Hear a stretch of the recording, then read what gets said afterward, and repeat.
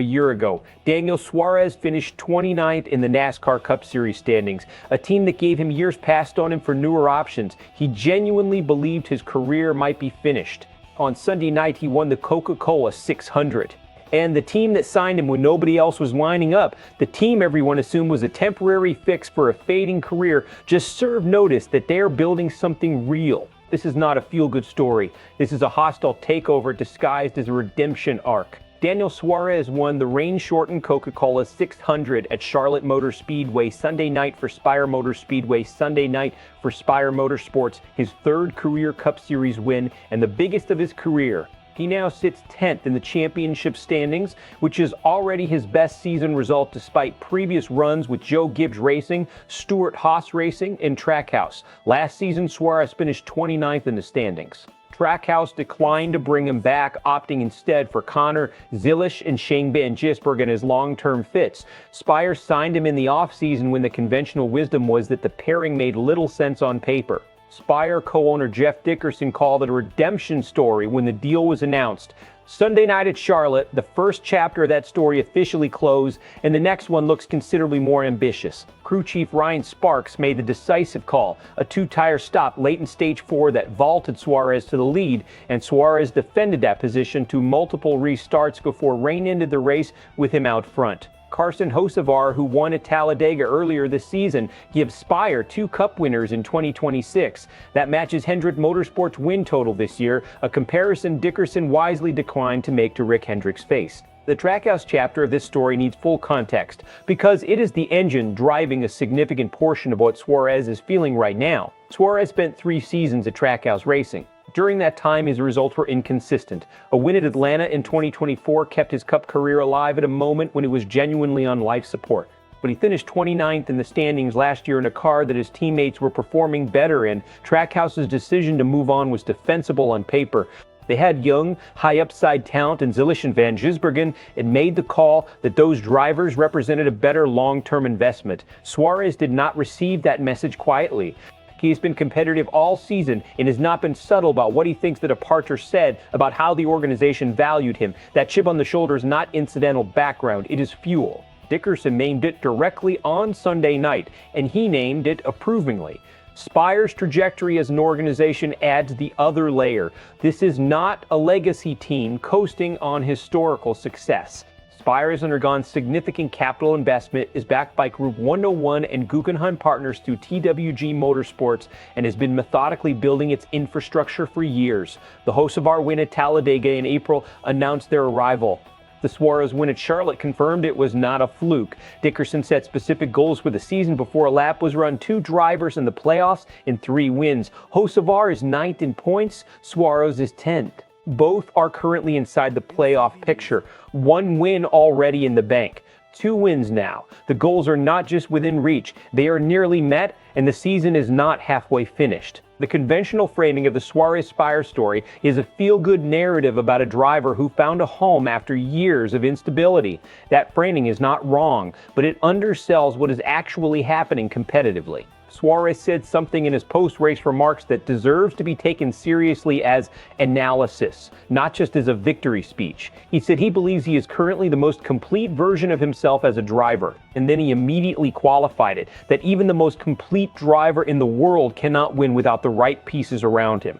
Pit crew, engineers, manufacturer, organizational commitment. He named the ecosystem, not just the individual. That is a sophisticated understanding of how Cup racing actually works. Talent is necessary but not sufficient. The Atlanta win in 2024 that saved his career happened on a drafting track, a venue type where individual car speed matters less and racecraft and positioning matter more. It was real, but it was also context dependent. What Suarez did at Charlotte on Sunday was different. He held the lead through multiple restarts against faster cars on fresher tires, using track position and defensive driving to protect a result that his car's raw pace alone would not have produced. That is execution under pressure from a driver who has been told by organizational decisions, by championship standings, by the market, that he might be past his competitive window. Doing it on the biggest stage of the Memorial Day weekend adds a dimension that a mid-season win at a secondary track would not have. Ryan Sparks deserves equal billing here. The two-tire call was the decision that made Sunday possible, and Sparks made it in a 600-mile race when the conservative play was 4 tires and a track position loss. That call reflects a crew chief comfortable with risk in high-leverage moments, which is exactly the kind of decision-making infrastructure you need to compete with the top organizations. Sparks said nobody believed in them for 5 years. He is keeping a list. The Hendrick Alliance is also worth examining. Spire receives technical resources from Hendrick Motorsports as part of a formal alliance. That relationship gives them access to engineering knowledge and developmental data that independent teams historically could not access. It is the structural advantage that makes Spire's ambitions credible rather than aspirational. They are not just outworking the competition, they are outworking it with better information. Dickerson's repeated insistence that they have not hit their ceiling yet is the most strategically important statement from Sunday night. He is managing expectations, but he is also setting them. He said they have 175 people waking up every day trying to win. He said ownership asks only what they need to compete. He said he does not want to fumble what they have built. That is an organization that knows what it is doing and is not finished doing it. The reaction to Spire's win has split cleanly between the emotional and the analytical, and both camps have legitimate ground to stand on. The emotional response has been dominated by the Kyle Busch connections, the building, the mentorship, the KBM legacy running through the organization. That story is real, and it resonated deeply this weekend. But underneath it, the competitive NASCAR community is starting to ask a different question. Is Spire actually a top 10 organization now? Hocevar at Talladega, Suarez at Charlotte, 2 Cup wins this season, both drivers in the top 10 in points. A crew chief calling gutsy strategy in crown jewel events. The answer to that question is no longer obviously no, and the people who cover this sport closely are recalibrating accordingly. Trackhouse's corner of the fan base has been notably quiet since Sunday night. The decision to move on from Suarez was dispensable when it was made. It looks considerably less defensible now that the driver they passed on is holding a Coca-Cola 600 trophy. Competitive decisions get reevaluated in real time, and this one is getting evaluated hard. Suarez's own journey, the language barriers, the team hopping, the 29th place finish last year, the moment he thought it was over, has resonated well beyond the NASCAR audience because it is a story that translates universally. The driver who kept believing when the system stopped believing in him. That is not a niche sports story. That is a story anyone can feel. Spire meets every goal Dickerson set before the season started.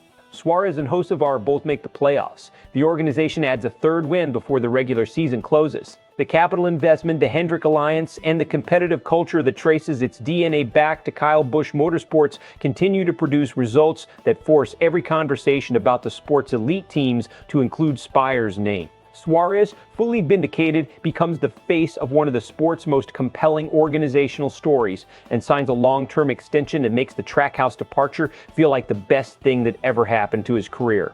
The rain-shortened victory and the emotional backdrop of the Charlotte weekend inflate the perception of where Spire actually is as an organization. The second half of the season reveals the gaps Dickerson himself acknowledged. They are not yet firing on all cylinders. The Toyotas dominated most of Sunday's race, and without favorable circumstances, the results revert toward the midfield. Suarez and Hocevar missed the playoff cut. The win total stays at 2. And Spire enters 2027 as a team with a great story and an incomplete answer to the question of whether they can sustain it at the top level. The ceiling Dickerson says they haven't hit turns out to be lower than the Charlotte win suggested. A year ago, Daniel Suarez was 29th in the standings and wondering if he had a future in this sport. On Sunday, he stood in victory lane at Charlotte Motor Speedway with a Coca-Cola 600 trophy, 10th in the championship standings, driving for an organization that nobody took seriously until they started winning races at the tracks that matter most. Dickerson called it a redemption story when Suarez signed. Sparks said nobody believed in them for 5 years. Suarez said he never stopped believing in himself. They were all right at the same time, and now the sport is to figure out where Spire Motorsports actually fits in the competitive hierarchy because the answer is no longer obvious. Here's what I want you to settle in the comments. Is Spire a legitimate top 10 organization in NASCAR right now, or does this win live inside a special set of circumstances that the second half of the season will expose? Make your case, because that debate is the most interesting one in the sport right now. Subscribe to stay with the story. The playoff picture is taking shape, and Spire is right in the middle of it.